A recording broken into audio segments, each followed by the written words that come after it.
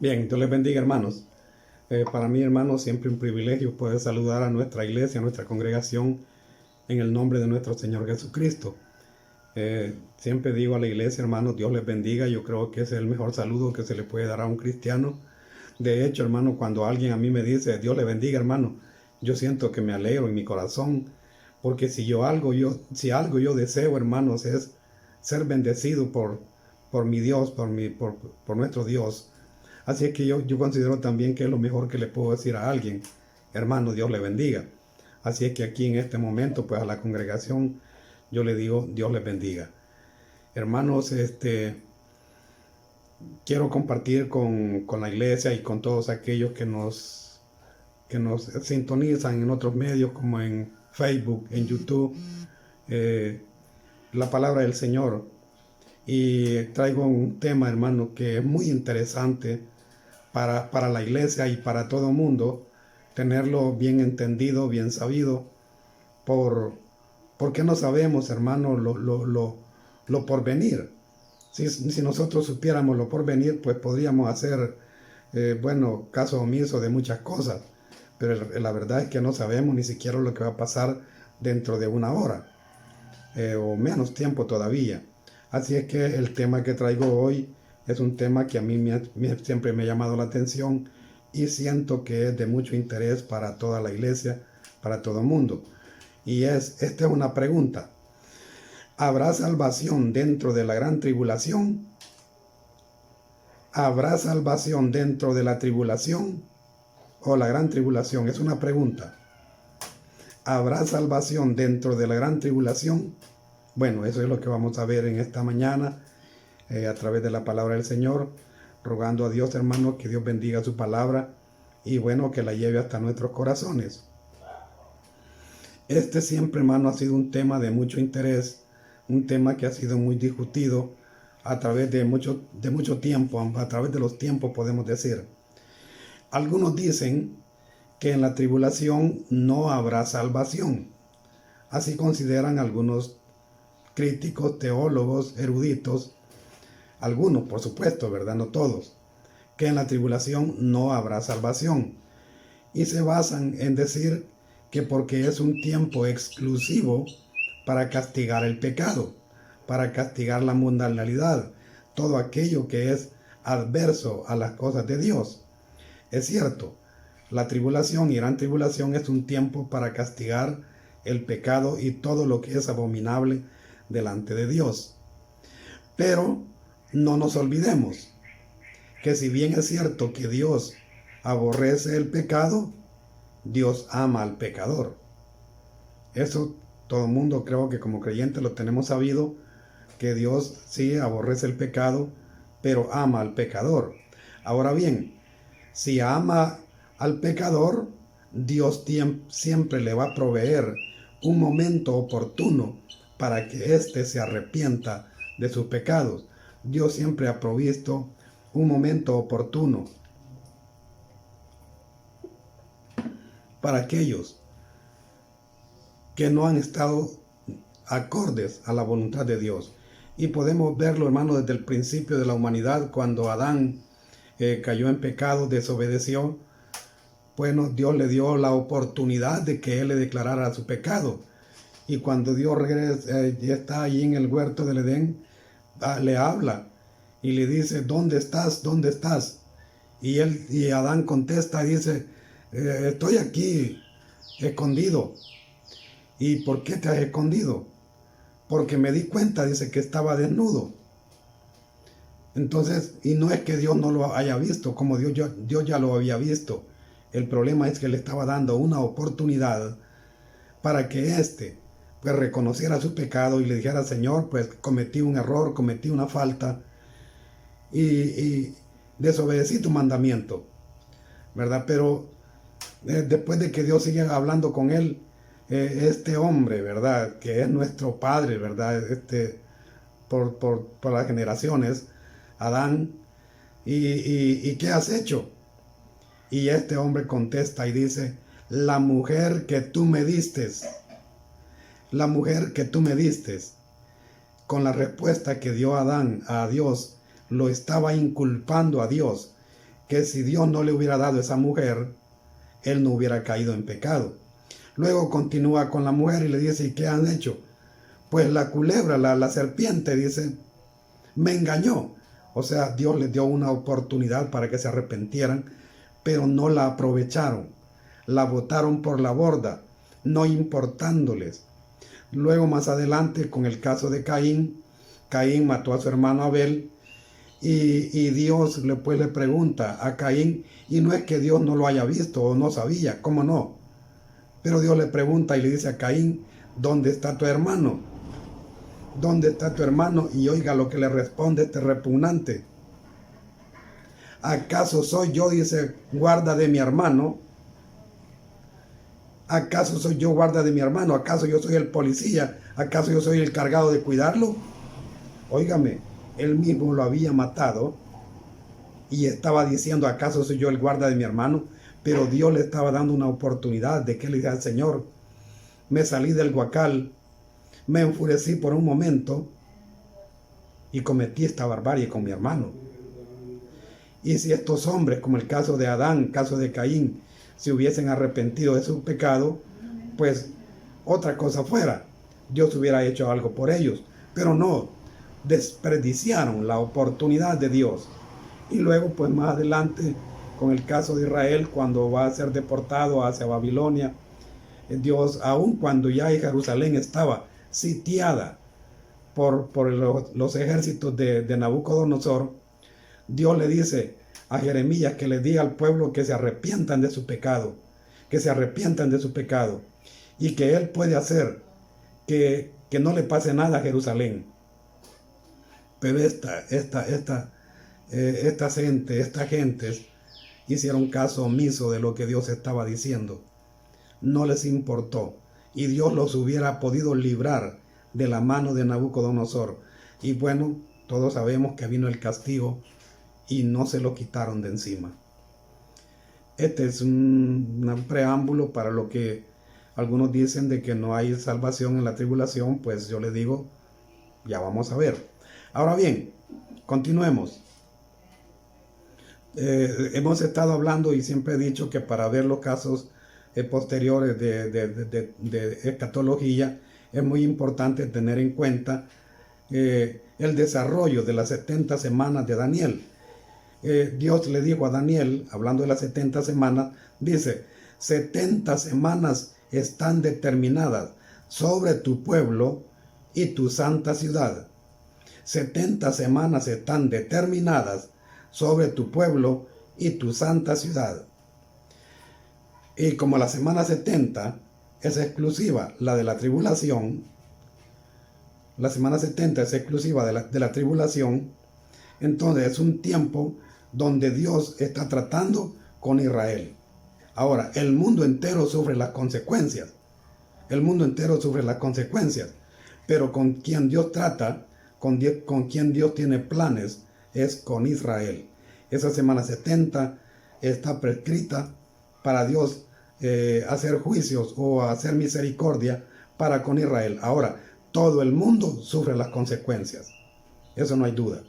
Pero lo que se está haciendo es una semana más prescrita para determinar sobre el pueblo de Israel y sobre su santa ciudad. Amén. Ahora bien, el problema es que al comenzar la semana 70 de Daniel, también se termina la salvación por la gracia. Se termina también el medio de salvación por gracia. Y en el tiempo de tribulación sí habrá salvación, pero cada quien tendrá que pagar esa salvación con su propia sangre, Entonces habrá salvación, pero tendrá un precio. ¿Por qué? Porque ya la salvación por gracia se ha terminado, porque el tiempo de la gracia ha terminado con el rapto de la iglesia. Luego comienza la semana 70 de Daniel, donde se llevan a cabo los juicios de Dios sobre el mundo entero. Y al comenzar la semana 70, comienza a correr de nuevo el tiempo para Israel y se hace nuevamente lo que prescribe la ley. Lo que prescribió la ley. Acordémonos que la ley de Dios no ha pasado. No ha pasado. Dijo el Señor Jesucristo, yo no he venido a abrogar la ley. La ley no está abrogada. Lo que pasa es que nosotros tenemos salvación por gracia, por misericordia, por la sangre del Cordero Santo, el Señor Jesucristo. Ahora bien, ¿por qué en la ley los pecados eran expiados por el derramamiento de sangre?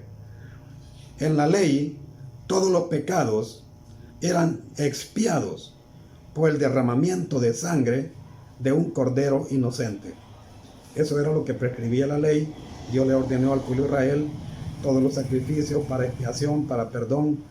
Y bueno, en el tiempo de la gracia ya los pecados ya no son perdonados por un cordero que haya sido sacrificado, sino que Juan el Bautista, cuando el Señor Jesucristo llegó para ser bautizado por él, Juan el Bautista dijo: he aquí el Cordero de Dios que quita el pecado del mundo. Entonces todo el tiempo en el cual nosotros hemos vivido de que el Señor Jesucristo murió en la cruz del Calvario hasta el rapto de la iglesia, la salvación es por medio de la gracia de nuestro Señor Jesucristo, y nuestros pecados son perdonados por la sangre derramada del Señor Jesucristo en la cruz del Calvario. Ahora bien, Hebreos 9:22 dice que todo es purificado según la ley con sangre, y sin derramamiento de sangre no se hace remisión. Dice que todo es purificado según la ley con sangre, y sin derramamiento de sangre no hay remisión. Entonces, si en el tiempo de la tribulación ya no hay salvación por gracia, ya la salvación por la sangre del Señor Jesucristo ya no está, entonces ¿cómo el pecador va a redimir sus pecados? Si la sangre del Señor Jesucristo ya pasó su tiempo. Ahora bien, el que quiera ser salvo en el tiempo de la tribulación, él mismo se convierte en su propio cordero de expiación. Su sangre tiene que ser derramada para poder expiar sus pecados, porque dice el texto que sin derramamiento de sangre no se hace remisión. Entonces, la sangre tiene que ser esparcida por el pecador. Apocalipsis 24 dice: y vi las almas de los decapitados por causa del testimonio de Jesús y por la palabra de Dios, los que no habían adorado a la bestia ni a su imagen, y no recibieron la marca en sus frentes ni en sus manos, y vivieron y reinaron con Cristo 1000 años. Fíjate bien lo que dice este texto. Dice: y vi las almas de los decapitados. Hablando dentro de la tribulación, vi las almas de los decapitados. El decapitado es el mismo degollado. Entonces, ¿por qué tenían que ser decapitados? Porque así como el cordero en el antiguo tiempo, en el tiempo de la ley, tenía que ser degollado para que derramara completamente su sangre, ahora el pecador que desea salvación dentro de la tribulación también tiene que ser decapitado o degollado, sencillamente para que derrame totalmente su sangre. Esto es muy duro de decirlo. Pero así lo dice la palabra y no podemos omitirla. Entonces, por esta razón es que los que quieran salvación tendrán que ser decapitados, degollados, porque su sangre es el medio para que Dios tome en cuenta su arrepentimiento. Ahora, además, esto dice que por causa del testimonio de Jesús y de su palabra, por causa del testimonio de Jesús y la palabra, los que no adoraron a la bestia ni a su imagen, y que no recibieron en la marca en sus frentes ni en sus manos. Les decía, ¿por qué decapitados? Ya dije esto. porque tienen que derramar completamente su sangre. Su sangre tiene que ser derramada en su totalidad para que puedan ser objeto de obtener una salvación. Además de guardar la palabra, de guardar el testimonio, además de no dejarse marcar y mantenerse en la presencia de Dios. Ahora bien, ya dijimos que en la ley dice todo lo que el sacerdote purificaba, todo era con sangre. Y dice, y vi la sangre de los decapitados, dice. Vi las almas de los decapitados. En otro texto donde no lo leímos, está en capítulo 6, versículo del 9 al 11, dice, cuando abrió el quinto sello, vi bajo el altar las almas de los que habían sido muertos por causa de la palabra de Dios y por el testimonio que tenían, y clamaban a gran voz diciendo, ¿hasta cuándo, Señor, santo y verdadero, no juzgas y vengas nuestra sangre en los que moran en la tierra? Y les dijeron, y les dieron vestiduras blancas, y les dio que descansasen todavía un poco de tiempo, hasta que se completara el número de sus consiervos y sus hermanos, que habían de ser muertos como ellos. Ahora bien, ¿por qué estas almas que fueron decapitadas, que fueron muertos dentro de la tribulación, no fueron enviadas al cielo, sino que fueron enviadas bajo del altar, bajo el altar?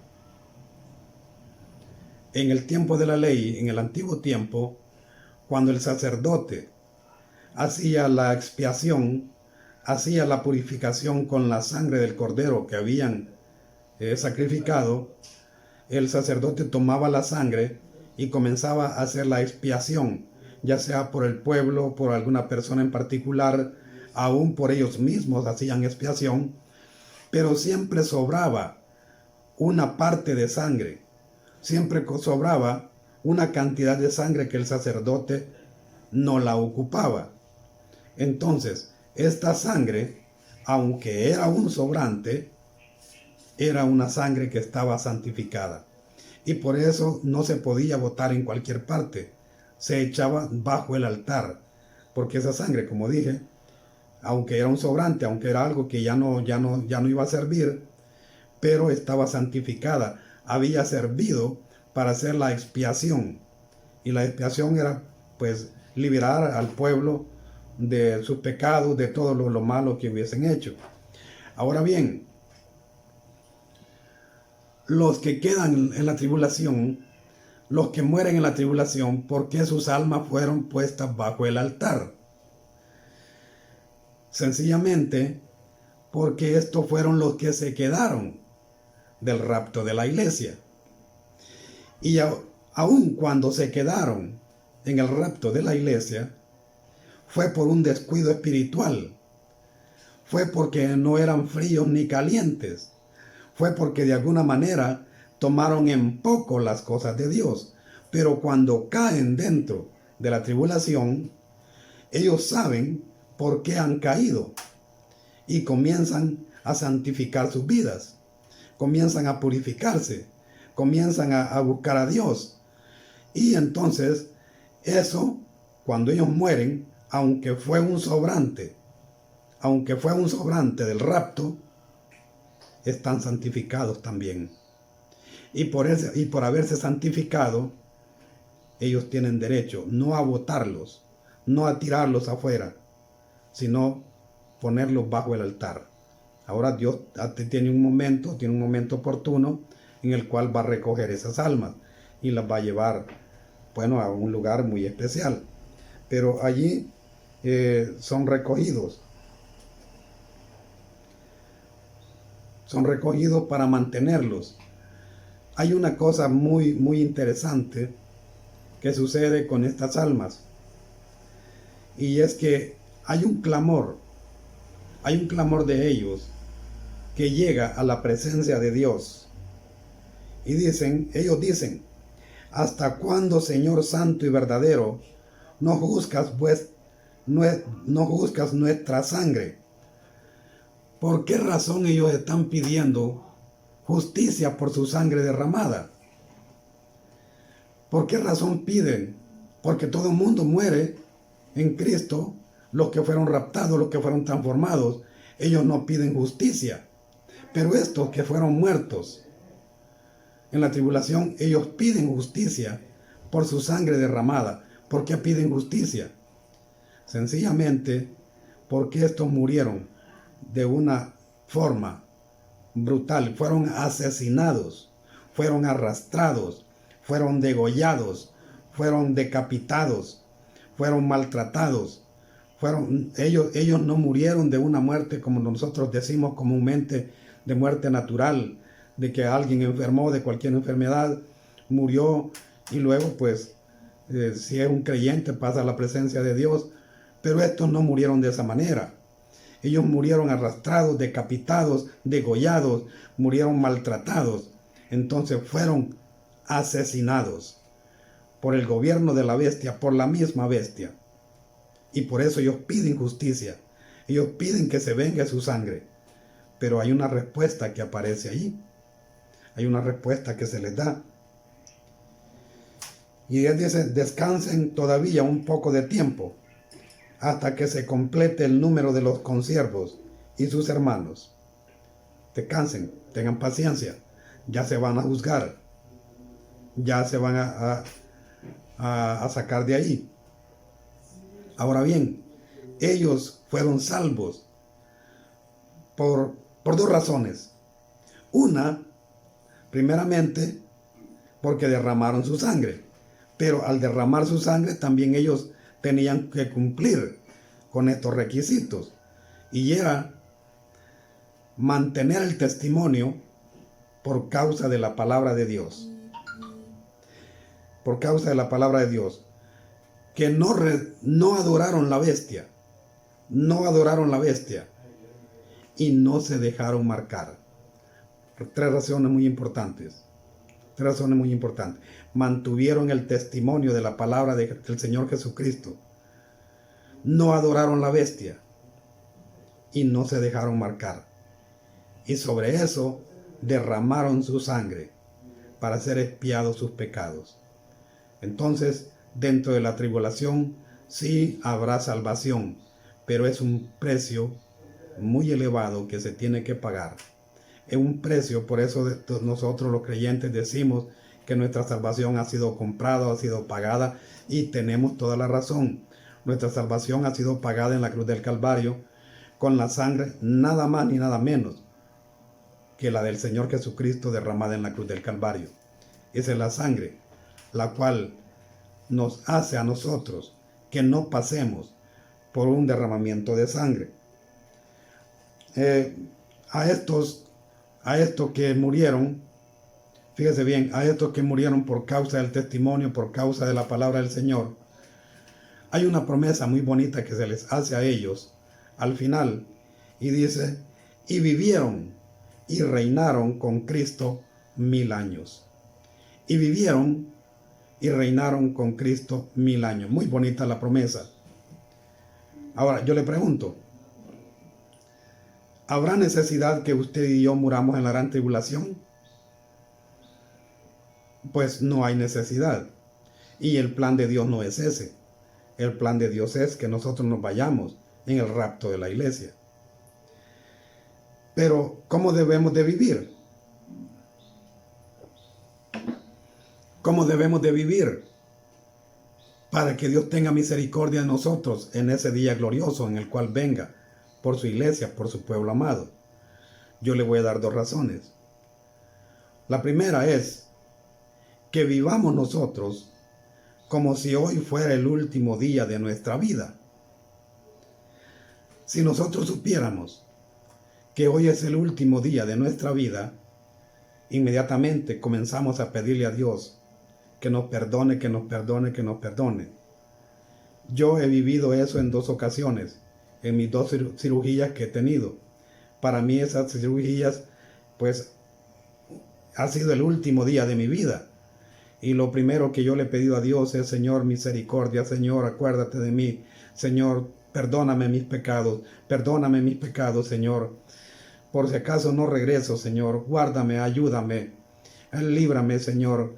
Y algo yo le decía al Señor: Señor, si no regreso, solo te ruego que me abras las puertas de tu casa.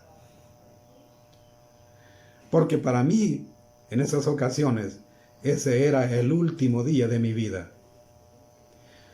Pero si usted y yo vivimos este día como si este fuera el último día de nuestra vida, no vamos a estar empeñados viendo ahí hasta lo último del Facebook, del WhatsApp, de todo, viendo películas que no van con nuestros principios, teniendo rencores, teniendo envidia, teniendo un montón de cosas. Si nosotros supiéramos que este es el último día de nuestra vida, yo le aseguro,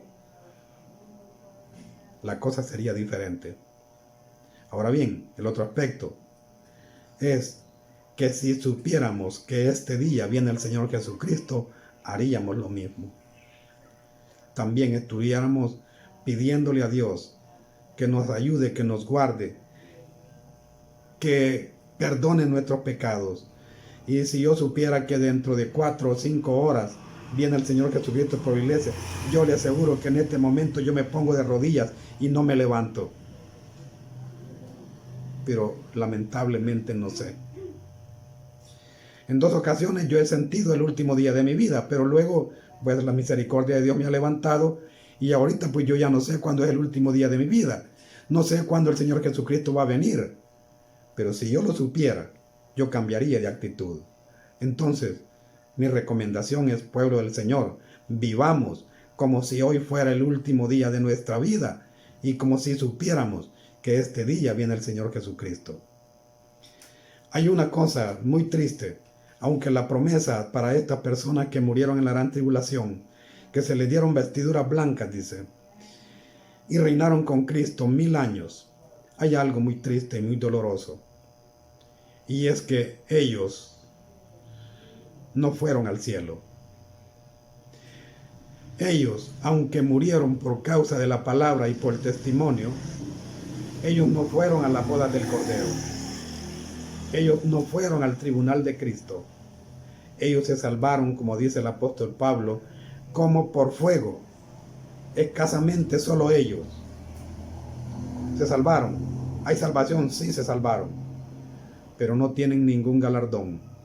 Los galardones fueron dados o serán dados en el tribunal de Cristo, y no tuvieron el santo privilegio de estar con el Señor Jesucristo en sus bodas allá en el cielo.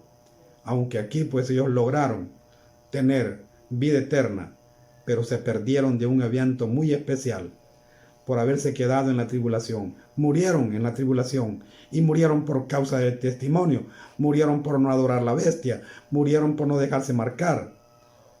Y bien, Dios en su misericordia les dio un lugar también con Cristo Jesús, pero no fueron al cielo. Así que, mis amados hermanos, consideremos todas estas cosas. Consideremos esto de principio a fin. En la tribulación habrá salvación, pero hay un costo que pagar, que será muy alto, que en este momento, pues todos sabemos que la salvación ya está pagada con la sangre del Cordero Santo derramada en la cruz del Calvario.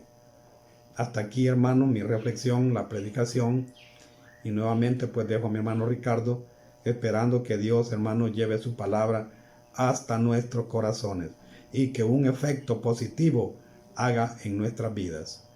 Que Dios les bendiga.